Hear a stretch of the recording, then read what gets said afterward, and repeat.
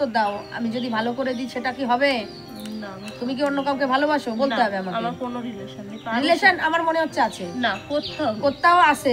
কোথাও বর ভালো হয়ে যাচ্ছে, তার সাথে তুমি থাকছো না। বর ভালো হচ্ছে, তুমি কি দেখাতে পারবে সে ভালো হচ্ছে? আরে টাইম দিতে হবে তো, দেখাও কি করে? এর বরের চরিত্র সমস্যা আছে দিদি, আপনারা বলেন তো, এর বরের কি চরিত্র সমস্যা আছে? আপনারা কি জানেন?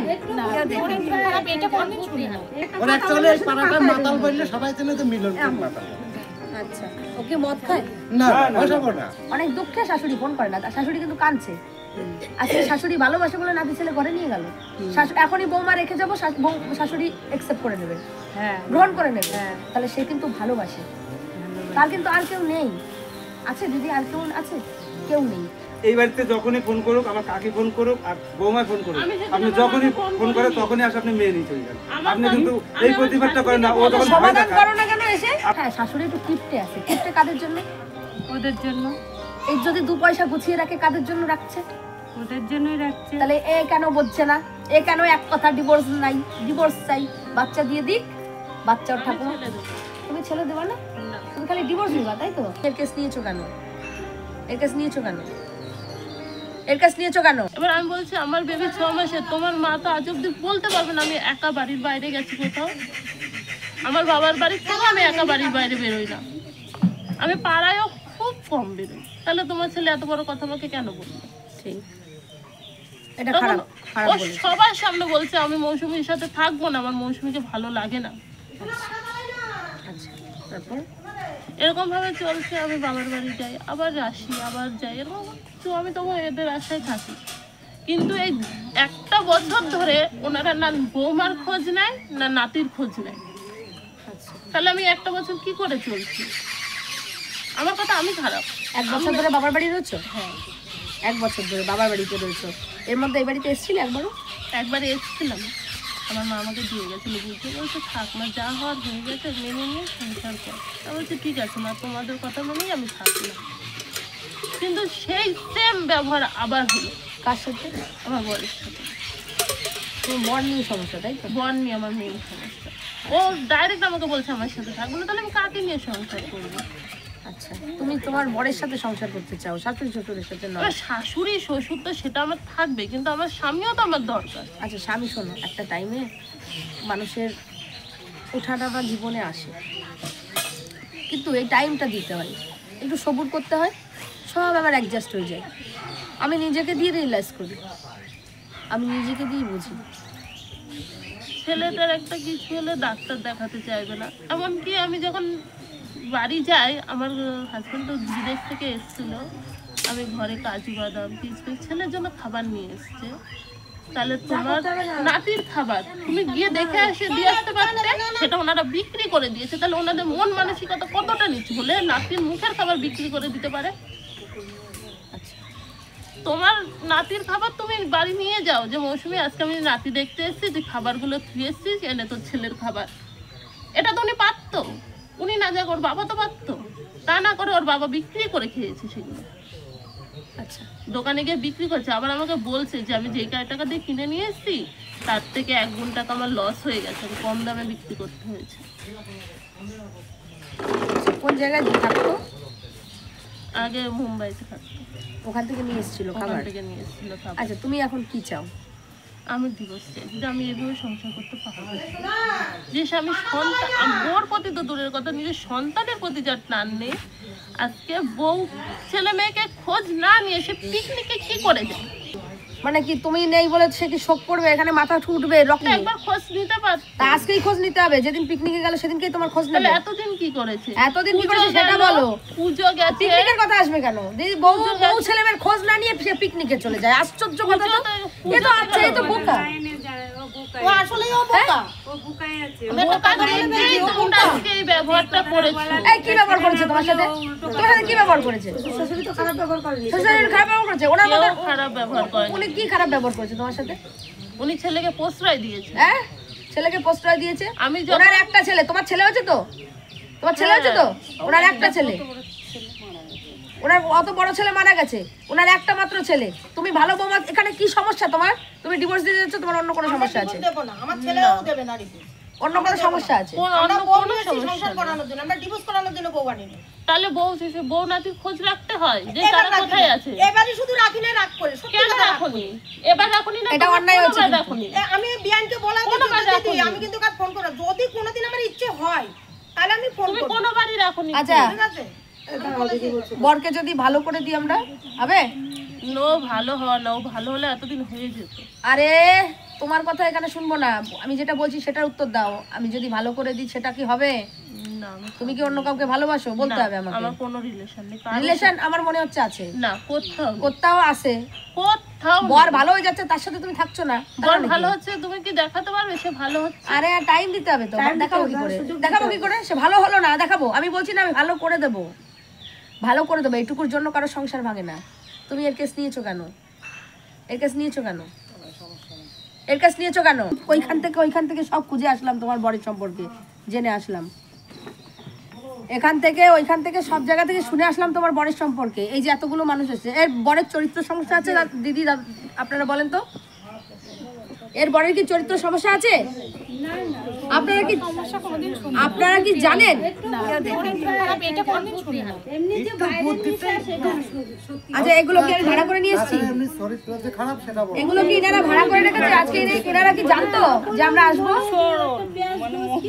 এনারা কি জানতো আজকে আমরা আসবো? যেটা বলছি সেটা বলো।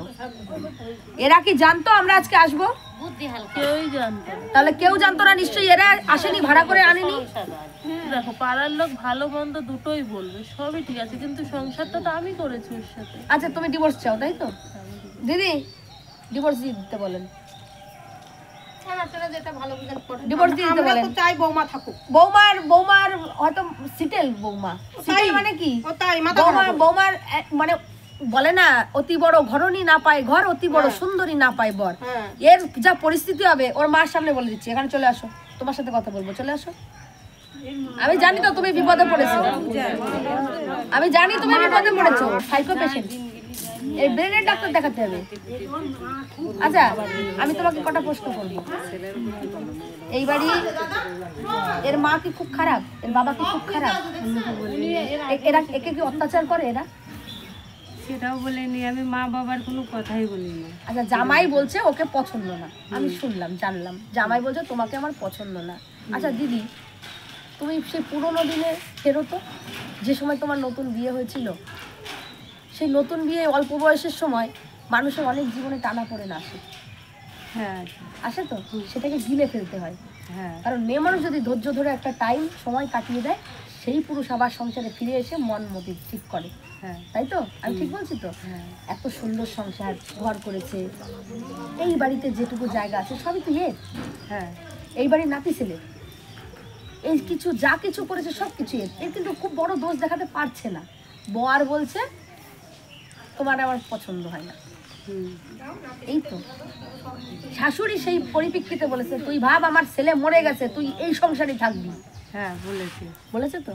সেই জায়গায় দাঁড়িয়ে তোমার মেয়ের ধৈর্য ধরে সংসারটা করা উচিত ছিল তো? হ্যাঁ ছিল। তুমি তোমার বাড়িতে 1 বছর পড়ে রয়েছে, অনেক দুঃখে শাশুড়ি ফোন করে না, শাশুড়ি কিন্তু কাঁদছে।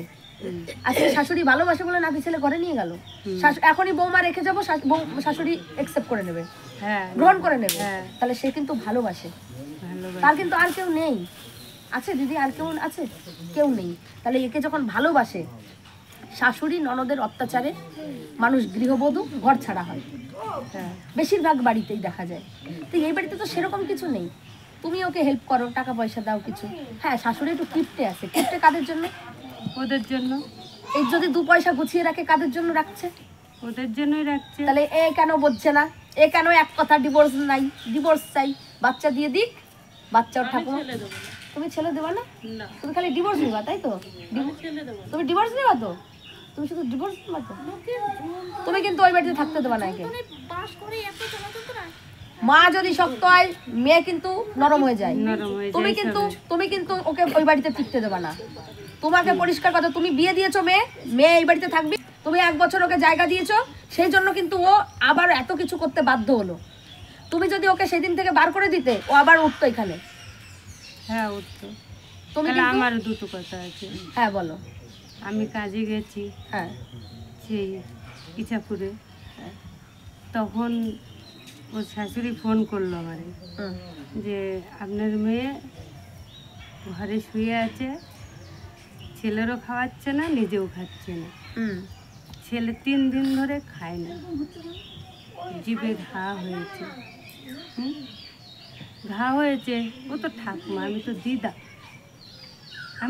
আমি কেন জানতে যাবো যে ছেলের জিভে ঘা হয়েছে? ঠাকুমাই জানবে, ঠাকুমাই তো জানবে, বাবাই জানবে, জানবে তো। দাঁড়ান কি বলছে শোনো। তারপরে উনি বললো, আমি আসলাম, এসে দেখি কি ওর বিশাল জ্বর। আচ্ছা, ঘরে শুয়ে আছে, তা ছেলেরে সুজি রান্না করে দিল, ছেলে খেলো না। আমারে বলছে বাসুমা আমাকে নিয়ে চলো। আমাকে কেন?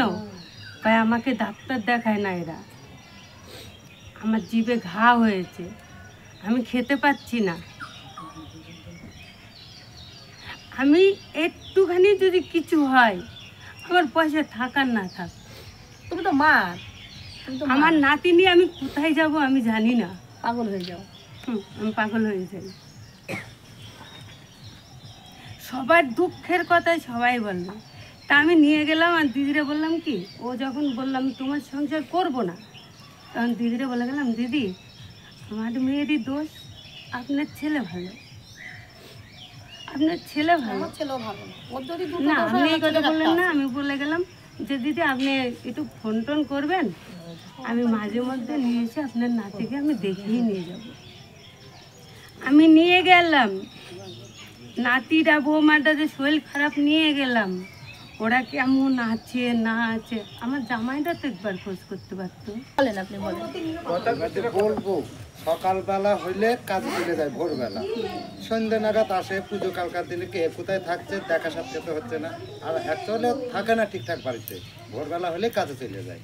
কেউ সাথে এখন মনে হয় পাড়া সবাইকে চেনেও না, এখনো চেনে না মনে হয়, বাইরে থাকতো, এতদিন তো বাইরে ছিল, এখন বাড়ি এসেছে, বাড়ি আসা করে সেন্টারিং কাজ করে, ভোরবেলা চলে যায়, কেউ মুখ দেখা হয় না। খুব খারাপ ছেলে, খুব খারাপ না, খারাপ না, মাথাটা ডিপেন্ড মতন আছে। মানে আমরা ছোট কাল থেকে ওকে মাতাল বলে ডাকতাম, সত্যি কথা, মাতালের মতন চলাফেরা। আমি আমার সাথে মানে নিশ্চিতভাবে আমাদের সঙ্গে দাঁড়িয়ে আছে, ওর সেবা থাকতে মানে ছোটাফোটা করেই বেড়াবে।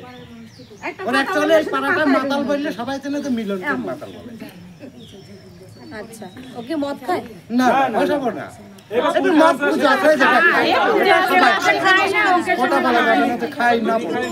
না, দিদিটা খা, এটা কোসরে না, মদ খাওয়া দিদিটা পূজা আশ্রাটাই খাই, পুজো আসলে মদ টদ খায়, সবার ঘরেই রোজ মদ খায়, রোজ মদ খায়।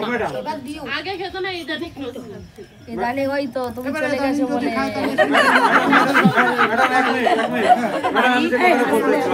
মাইমা বললো যে পাড়ার লোক বললো না কেন, কেমন বলা বলেছো যে সে বোঝে এখন অনেকে।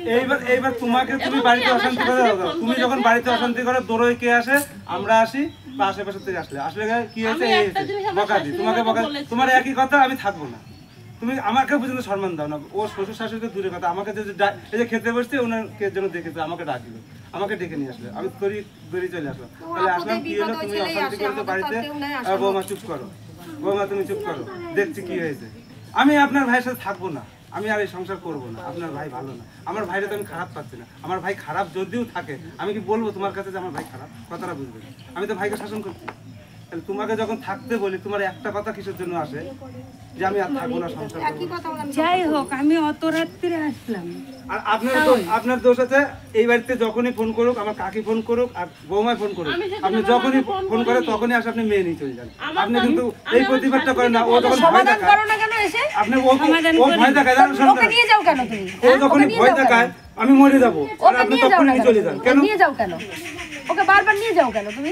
বারবার নিয়ে না তো, ও একাই যতবার আপনাকে ফোন করেছে ততবারই তুমি নিয়ে জায়গা না দিলেও যাবে কোথায়? তুমি করাই না। ও আজকে এই কথাটা বলতেই পারতো না যে আমি সংসার করবো না, তুমি করা না। এদের কিছু শরীর খারাপ টরি খারাপ পরে ওই বাচ্চা পেটে আসলো, আপনি 6 মাস না হলে ডাক্তার দেখান না, এগুলো কি কথা? এইসব যদি এখন ফালতু কথা বলে, এখন তো আমার আর কিছু ওই যে জিভে ঘা হয়েছিল, নাতি ছেলে ডাক্তার জিভে দেখাতে ঘা হয়েছে, আমি তো নাতিকে খাওয়াই না। একবার আমি নাতিকে কিচ্ছু খাওয়াতে পারি না, ভাত কোনোদিন আমি খাওয়াতে পারি না, নাতি খায় না।